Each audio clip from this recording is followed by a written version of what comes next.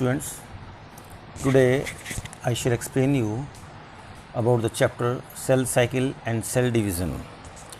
See, cell cycle, when we talk about cell cycle or cell division, it means we are talking what changes takes place during replication, how growth and reproduction takes place in an organism, what is actual cell cycle, why we are saying it as cell cycle, why we are saying it as cell division, what is mitosis here, what is meiosis here. See, growth and reproduction दोनों ही vital characteristics हैं for living organisms, क्योंकि reproduction जो है it is giving birth to the young one of its own type by an individual. कोई भी individual यानी कि सेम स्पीसीज के लिए हम बोल रहे हैं यहाँ पे, जो अपने ही जैसे ऑर्गेनिज्म को रिप्रोड्यूस करता है, बर्थ देता है, that is reproduction. But how this reproduction, how the process of reproduction is carried out? It is carried out through the process of cell division, through the process of cell cycle, through mitosis, through meiosis. अगर हम human body की बात करते हैं, the whole human body जो है ये आपकी डिप्लॉयड है, यानी कि we are having 2 set of chromosome. हर सेल में अगर आप चलेंगे you will find there are 46 chromosomes. लेकिन हमारी बॉडी में 46 अगर क्रोमोसोम हैं और हम ह्यूमन बीइंग जो हैं सेक्सुअल रिप्रोडक्शन शो करते हैं, तो एक मेल और एक फीमेल जो गैमीट्स हैं, अगर वो 46 और 46 हो गए तो it will be 92 in the offspring. तो वो तो सारा कुछ चेंज हो जाएगा, सारी सेल साइकिल चेंज हो जाएगी, सारा सीक्वेंस चेंज हो जाएगा, एक नेचुरल जो फिनोमिना है वो चेंज हो जाएगा, means everything will get changed. तो ये प्रोसेस रिप्रोडक्शन का कैसे हुआ, क्या सेल साइकिल है, क्या सेल डिवीज़न है, प्रोसेस कैसे कैरिड आउट होता है, ये आपको मैं आज अंडरस्टैंड कराता हूँ. ऐसा कैसे होता है कि हम लोग डिप्लॉयड होते हुए भी, कि एक मेल भी डिप्लॉयड है, फीमेल भी डिप्लॉयड है, लेकिन जो ऑफस्प्रिंग पैदा होता है फिर भी वो आपका डिप्लॉयड होता है, टेट्राप्लॉयड नहीं होता. तो today first is cell cycle which is essential process in all living organism. Actually cell cycle is an orderly sequence of events. Orderly sequence का मतलब होता है step by step events का, और we can say it is a set of stages by which cell duplicates its genome, जिसमें cell duplicate करता है किसको, अपने जीनोम को, genetic material को, synthesizes the other constituents which are important for the cell. Cell के लिए जो कॉन्स्टिट्यूएंट्स इंपॉर्टेंट हैं, जो डिफरेंट ऑर्गेनेलीज इंपॉर्टेंट हैं, जो साइटोप्लाज्म इंपॉर्टेंट है, उनका भी वो सिंथेसिस करता है, and eventually divides into 2 daughter cells, और वो 2 डॉटर सेल्स में डिवाइड हो जाता है. अगर हम अमीबा की बात करते हैं तो अमीबा भी अभी आपने देखा होगा, जबकि सिंगल सेल ऑर्गेनिज्म है और एसेक्सुअली रिप्रोड्यूस करता है, उसमें भी साइटोप्लाज्म, उसमें भी न्यूक्लियस डिवाइड होता है, और डॉटर सेल्स, जो 2 डॉटर सेल्स बनते हैं, उनके अंदर same genetic material pass on होता है, along with the cytoplasm also, that is containing different organelles of the cell as well as nuclear content also. तो यहाँ पर सेल साइकिल मैंने बताया, it is an orderly sequence of events और set of stages by which cell duplicates its genome, synthesizes the other constituents which are important for the cell, or synthesizes the other constituents of the cell and eventually divides into 2 daughter cell. ठीक है, यहाँ तो हम इसकी बात करते हैं. इसी में आपका एक सेल ग्रोथ आता है. देखो है क्या, पूरा लिविंग ऑर्गेनिज्म चाहे कोई भी है, 3 फिनोमिना होते हैं लाइफ में, cell division, then elongation, then maturation. Cell का डिवीज़न भी होना है, 2 हिस्सों में डिवाइड होगा, इलोंगेशन, लेंथ भी बढ़नी ज़रूरी है, और मैच्योरेशन. और मैच्योरेशन यानी कि एक sensation stage and old age पे आया, and there is a death of the cell, फिर सेल की डेथ भी होती है. अगर हम बात करें सेल ग्रोथ की in terms of cytoplasmic increase, cytoplasmic increase का मतलब ये होता है cytoplasm in which the different organelles of the cell float. तो हम बोलेंगे it is a continuous process, and when we talk about the DNA synthesis, then it occurs during specific stage of the cell cycle only. Cytoplasmic increase बोलें तो cell growth एक continuous process है। DNA synthesis की बात करें तो cell cycle के एक स्पेसिफिक स्टेज में ही ये होता है। डीएनए या क्रोमोसोम्स इसके बाद आपके डॉटर सेल्स में डिस्ट्रीब्यूट होते हैं, इसके बाद डॉटर न्यूक्लियाई में डिस्ट्रीब्यूट होते हैं, लेकिन कैसे? They follow a series of events and दो series of events they are well coordinated, बहुत आपस में उनका कोऑर्डिनेशन होता है एंड अंडर जेनेटिक कंट्रोल होता है। वो इसमें होता है अंडर जेनेटिक कंट्रोल होता है। अब जो हम बात करते हैं, आप ये डायग्राम देख सकते हैं, फेजेस दिखा रखे हैं सेल साइकिल के, ठीक है। This are the diagram of phases of the cell cycle. जब हम सेल साइकिल के फेजेस की बात करते हैं, जो आपको सबसे पहले हेडिंग दी हुई है आपको नेक्स्ट पेज पे ये, ठीक है, जिसमें लिखा है फेजेस ऑफ सेल साइकिल। तो एक टिपिकल यूकैरियोटिक सेल, अंडरस्टैंड कर गए होंगे आप यूकैरियोटिक सेल क्या है। जैसे हम लोग क्या हैं, यूकैरियोट्स हैं, which possesses membrane bound organelles. तो एक typical eukaryotic cell, if we talk about human cell only, it divides once in every 24 hours, हर 24 घंटे में एक बार वो डिवाइड कर लेता है। And this duration of cell cycle vary from organism to organism. अगर हम बात करते हैं सिंपल एक आपका ई कोलाई बैक्टीरिया का 36 मिनट्स में डिवाइड हो जाता है वो। यीस्ट सेल की बात करते हैं तो 90 मिनट्स में वो डिवाइड होकर अपनी कॉपी बना देता है, अपनी यानी कि ऑफस्प्रिंग बना देता है। तो यहाँ जो मैं बात कर रहा हूँ आपसे, डायग्राम जो शो कर रहा है, इस डायग्रामेटिक व्यू अगर देखें आप सेल साइकिल का, जिसमें इंडिकेशन मिला हुआ है आपको कि it result in the formation of 2 cells, तो आपको यहाँ पर एक एस फेज दिखाई दे रहा है, आपको G1 फेज भी दिखाई दे रहा है, आपको यहाँ पे G2 फेज भी दिखाई दे रहा है, और एक छोटा सा आपको G0 फेज, जहाँ G0 या GO लिखा हुआ लग रहा है आपको, that is called as G0 phase. This is also called as आपका ये जो G0 फेज दिखा रखा है, this is also called as quiescent stage. Quiescent stage का मतलब होता है इनएक्टिव स्टेज, यानी कि inactivation of the cell cycle. यहाँ सेल साइकिल नहीं होती, यहाँ इनएक्टिवेट फॉर्म में होता है सेल साइकिल, यानी कि there is no cycle, cycle is taking place. Then another figure आपको दिखा रखा है जिसमें 4 सब स्टेजेस दिखा रखे हैं, और ये 4 सब स्टेजेस आपको एम फेज में दिखाई दे हैं। तो एम फेज में आप देख सकते हो कि 4 सब स्टेजेस कैसे दिखा रखे हैं, जिसमें आप देखते हैं प्रोफेज, मेटाफेज, एनाफेज, टेलोफेज, ये 4 स्टेजेस हैं। स्टार्टिंग होती है प्रोफेज से, then metaphase, then anaphase and then telophase. कोई भी सेल साइकिल होती है उसमें दोनों प्रोसेस होने जरूरी हैं, एक karyokinesis that is the division of the nucleus, as well as cytokinesis that is the division of the cytoplasma. तो सेल साइकिल को हमने डिवाइड किया है 2 फेजेस में। पहला है आपका इंटरफेज स्टेज, दूसरा है आपका एम फेज, ठीक है।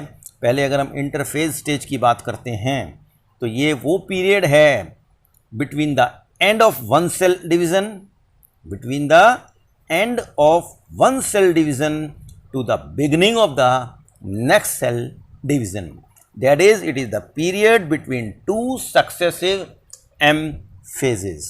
जो 2 successive M phase हैं, एक M phase फिर दूसरा M phase, उन दोनों के बीच का जो पीरियड होता है that is called as the interphase. Inter word he 2 word हैं, एक इंटर वर्ड होता है और एक इंट्रा। इंट्रा मीन्स विदिन और इंटर मतलब 2 चीज़ों के बीच में। इस फेज में सेल अपने आप को प्रिपेयर करता है किस काम के लिए? सेल ग्रोथ के लिए भी और डीएनए के रेप्लिकेशन के लिए भी। यहाँ DNA replication means copy formation of the DNA in offspring. तो ये ऑर्डरली मैनर में होता है एंड इसके लिए इसी फेज़ को सिर्फ इसी रीज़न के लिए, क्योंकि सेल ने अपने आप को प्रिपेयर किया सेल ग्रोथ के लिए भी, डीएनए रेप्लिकेशन के लिए भी, और ये सारा ऑर्डरली सीक्वेंस में हो रहा है। इस फेज़ को हम प्रिपेयर फेज़ बोलते हैं या प्रिपरेशन फेज़ बोलते हैं, जो कि पूरी सेल साइकिल का 90 to 96% का ड्यूरेशन होता है। यानी कि आपको बुक में जैसे दे रखा है 95% of the total duration of the cell cycle, ये इंटरफेज होता है। एक ह्यूमन सेल में जैसे मैंने बताया 24 आवर्स हैं, तो उसका आप लगा सकते हो 95% कितना हुआ। This interphase further is divided into 3 सब स्टेजेस। हमने सेल साइकिल बोला 2 फेजेस में, एक इंटरफेज दूसरा M phase. Interphase further sub stages में डिवाइडेड है. वन इज G1 फेज और this is also called as gap 1 phase. ये वो ड्यूरेशन है between the mitosis that is M phase as well as initiation of the replication of DNA. DNA का replication होना है, वो start होना है, वो उसके बीच का और माइटोसिस के बीच वाला phase that is called as gap 1 phase और G1 फेज. ये बहुत ही मेटाबॉलिकली एक्टिव फेज होता है क्योंकि इस पीरियड के अंदर, इस फेज के अंदर सेल जो है कॉन्टिन्यूसली ग्रो करता है, ठीक है, and prepare itself for DNA replication, और प्रिपेयर करता है अपने आप को DNA रेप्लिकेशन के लिए. इस दौरान ये बहुत सारे एंजाइम्स और प्रोटीन्स जो इस प्रोसेस में इसको हेल्प करेंगे उनका भी सिंथेसिस करता है. Next is S phase that is called as synthesis phase. Synthesis phase इसलिए बोलते हैं कि इससे पहले वाले पीरियड में तो हमने बताया सेल प्रिपेयर कर रहा है अपने आप को DNA रेप्लिकेशन के लिए, लेकिन यहाँ क्या हो रहा है, यहाँ एक्चुअल DNA रेप्लिकेशन हो रहा है. और जब एक्चुअल DNA रेप्लिकेशन हो रहा है यानी कि DNA अपनी कॉपी बनाई, इसका मतलब DNA डबल हो जाता है पर सेल में. क्या होता है DNA का डुप्लीकेशन, DNA गेट डबल्स, ठीक है ना, इटसेल्फ, ठीक है. बट ध्यान रखना है यहाँ पे एक चीज़ बहुत इंपॉर्टेंट है कि there is no increase in the chromosome number. Chromosome number जो होते हैं अगर 2C हैं तो यहाँ ये कहते हैं मतलब कि जो सेट है 46 क्रोमोसोम्स का, अगर 46 है तो 46 है. कोई ऑर्गेनिज्म के पास अगर 12 हैं तो वो 12 ही रहेंगे. तो ओवरऑल अमाउंट जो है DNA का डबल होगा but no increase in the chromosome number. और एक चीज़ है, क्योंकि DNA ने डुप्लीकेट किया तो अगर इनिशियल अमाउंट सपोज कीजिए DNA का 2C है तो डुप्लीकेट होकर कितना बन जाएगा, डबल. 2 का डबल कितना हुआ, 4C it will become. Animal cell की अगर हम बात करते हैं, हम लोग ह्यूमन बींग्स में अगर बात कर रहे हैं ड्यूरिंग S फेज, तो DNA का जो रेप्लिकेशन होता है it takes place inside the nucleus. कहाँ होता है, इनसाइड द न्यूक्लियस होता है. while the duplication of the centrioles, and these centrioles are generally present only in animal cell, they are absent in plant cell also. तो plant cell में absent होते हैं. तो duplication of centriole takes place in the cytoplasm. It takes place in the cytoplasm.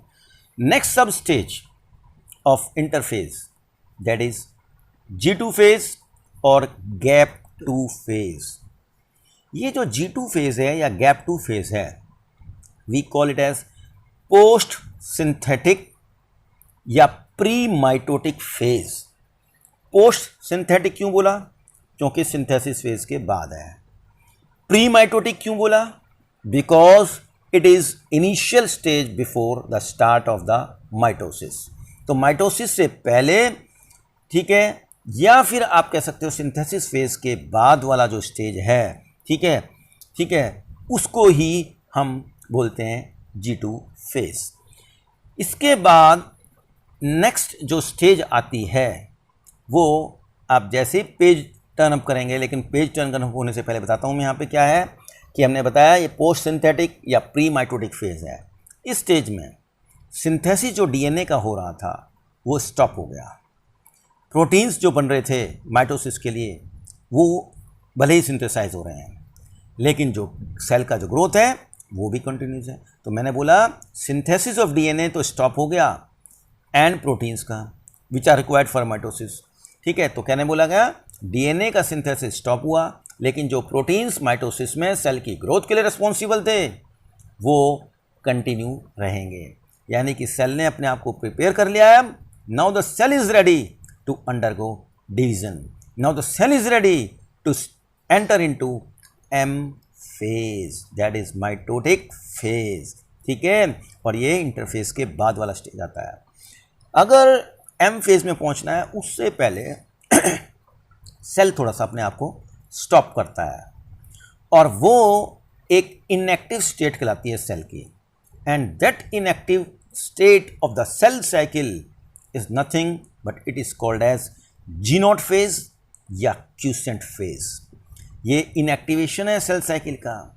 Cell जो होते हैं G0 phase में वो भले ही इनएक्टिव स्टेट में है सेल साइकिल इनएक्टिव स्टेट में है, लेकिन सेल में जो होते हैं जी नॉट फेज में, वो मेटाबॉलिकली खुद अपने आप को एक्टिव रखते हैं, लेकिन वो प्रोलिफरेट नहीं करेंगे।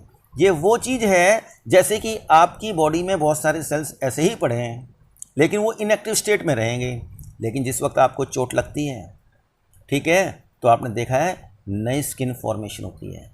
तो वो नई स्किन अचानक कहाँ से आ गई, नए सेल्स कहाँ से प्रोलिफरेट हुए, कहाँ से अपने आप बर्थ हुआ? ये वही क्यूसेंट स्टेज के इनएक्टिव स्टेट वाले सेल थे जो इनएक्टिव स्टेट में पड़े हुए थे, लेकिन at the time when they were knocked due to wound they start proliferating, germinate होने शुरू हो गए हैं और नई टिश्यू, नया सेल, नई लेयर एक फॉर्म करी है आपके अंदर। तो कोई भी सेल हमारे आपके स्टॉप स्टेज में एक इनएक्टिव स्टेट में रहते हैं बॉडी में। आपने देखा है कई बार आप गरम गरम चाय पी लेते हो, टी पी ली या दूध पी लिया गरम गरम, या गरम बहुत ज़्यादा हॉट आपने कोई भी डिश ले ली है, तो ऐसा लगता है जैसे टंग के ऊपर कुछ हो गया स्पेसिफिक। और टंग के ऊपर स्पेसिफिक होने से क्या होता है आपको लगता है कि टंग के ऊपर जो सेल में कुछ डैमेज हुआ है और प्रॉब्लम आ रही है, लेकिन एक दिन में 2 दिन में आप देखते हैं वही टंग बिल्कुल ठीक हो गई है। ठीक है, आपके लिप्स हैं, लिप्स जो हैं रिंकल्ड हो जाते हैं ड्यूरिंग विंटर सीजन, ठीक है, या when the air is dry, तो लेकिन वो भी दोबारा हील अप हो जाते हैं। तो ये वही जी नॉट स्टेट के सेल थे जिनको एक्टिवेट होते हैं जो सिर्फ स्पेसिफिक टाइम पीरियड पे ही, अदरवाइज वो एक स्टॉप स्टेज में रहते हैं, वो प्रोलिफरेट नहीं होते हैं। ठीक है, do not grow, do not differentiate till they are instructed to do so, जब तक उनको इंस्ट्रक्शन नहीं मिलती है। इंस्ट्रक्शन कैसे मिली? चोट लग गई, अपने आप स्टिमुलेट हो गए, अपने आप बर्थ दे लिया उन्होंने, अपने आप प्रोलिफरेशन होने लगा, तो ये जी नॉट फेज़ है, क्यूसेंट स्टेज बोल देते हैं। तो जी नॉट फेज़ जो है आपका, ये भी बताता हूँ आपको कि जब G2 फेज़ कंप्लीट होता है तो या तो सेल एंटर करता है जी नॉट फेज़ में या एम फेज़ में डायरेक्टली। तो यहाँ तक आज हमने करा है, and in the next topic we will be discussing about M phase. Thank you, have a nice time.